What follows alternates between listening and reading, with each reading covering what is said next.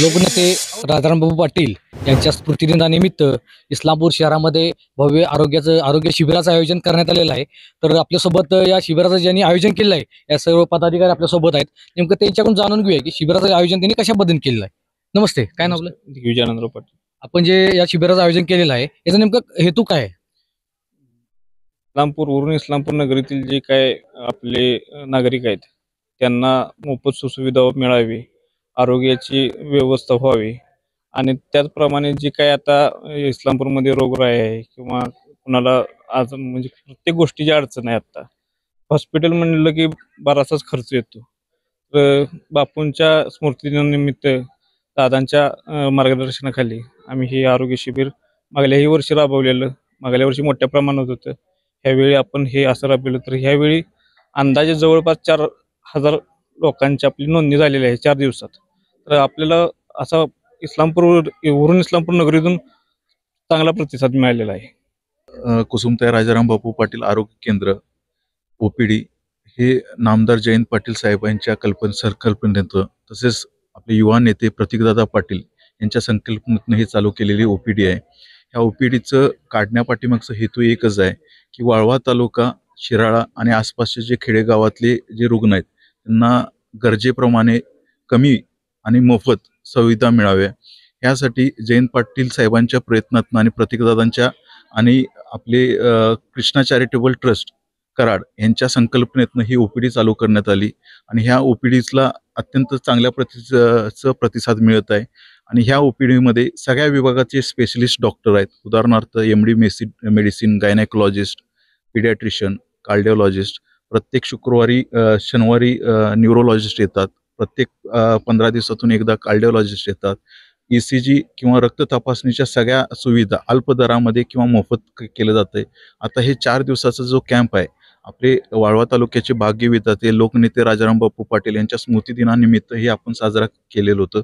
यामध्ये जवळपास 4,000 पेशंटची तपासणी केली। त्या 4,000 पेशंटच्या तपासणीमध्ये प्रत्येक पेशंटचे CBC, HB त्यानंतर गरजेप्रमाणे ज्या काही सगळ्या रक्त तपासणी होत्या त्यात इको असेल किंवा ECG असेल किंवा बाकीच्या ज्या रक्त तपासणीचे रूटीन असतात त्या सगळ्या मोफतमध्ये करण्यात आल्या।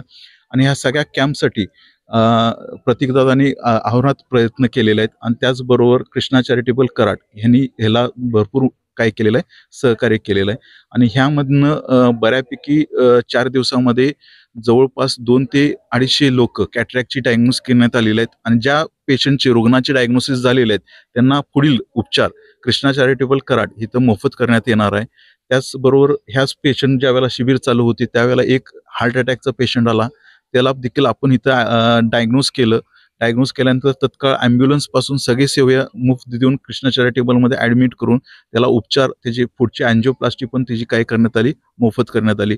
आता ह्या ग्रामीण भागामध्ये जी लोकांची पैशांसाठी हेळसाळ होते किंवा वरच्यावर अवमाप खर्च होतात, ह्या कमी व्हावा आणि कमी खर्चामध्ये आणि चांगल्या सुविधा मिळाव्या ह्या दृष्टिकोनातून प्रतीकदादा तसेच कृष्णा चॅरिटेबल ट्रस्ट विनायक भोसले यांच्या माध्यमातून ही चांगली आणि चांगल्या पद्धतीचं आरोग्य केंद्र स्थापित करण्यात आलेलं आहे आणि भविष्यात ही जी वाटचाल चांगल्या पद्धतीने होईल असं अपेक्षा या शिबिरामध्ये जी भूमिका आहे महत्वाची ते डॉक्टरांची आहे आणि ते डॉक्टर आता आपल्यासोबत आहेत। त्यांच्याकडून जाणून घेऊया की नेमकं हे शिबिराचं आयोजन कसं आहे आणि कशा पद्धतीने कामकाज केलं जातं। डॉक्टर नमस्ते.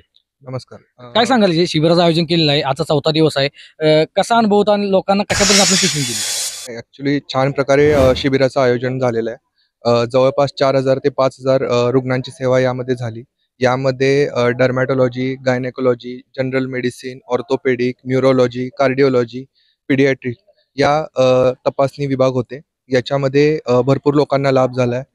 जसं दादांनी सांगितलं त्याप्रमाणे 200 ते 250 कॅटरॅक्टचे रुग्ण डायग्नोज झाले। त्याप्रमाणे भरपूर जवळपास 100 जण याचे कार्डियक डिसीजचे डायग्नोज झालेले आहेत। त्यांना कृष्णा हॉस्पिटलमध्ये पुढील उपचारासाठी रेफर करण्यात आलेलं आहे। असे बरेच आजारावरील रुग्ण पहिल्यांदा जे डायग्नोज होत आहेत असे कृष्णा हॉस्पिटलमध्ये रेफर केलेले आहेत। ज्या वेळेला रुग्ण आल्यानंतर त्याला एखादी गोष्टीचं जर निदान लागलं तर त्याची पुढची ट्रीटमेंट कशी असते?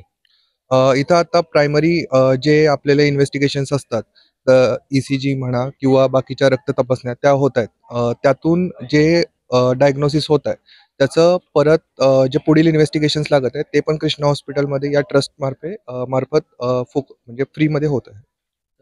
हे होते डॉक्टर आणि इथले पदाधिकारी यांनी यांच्या मार्फत सांगलेलं आहे कशा पद्धतीने हे आरोग्य शिबिराचं आयोजन केलेलं आहे आणि आरोग्य शिबिरामध्ये ज्यांना काही आजार जाणवलेले असतील तर त्यांची पुढची ट्रीटमेंट कृष्णा हॉस्पिटल कराड या ठिकाणी त्यांची पुढची सुविधा करण्यात आलेली आहे. एव्हीएन मराठीसाठी शीतल कुमार शेटे, इस्लामपूर.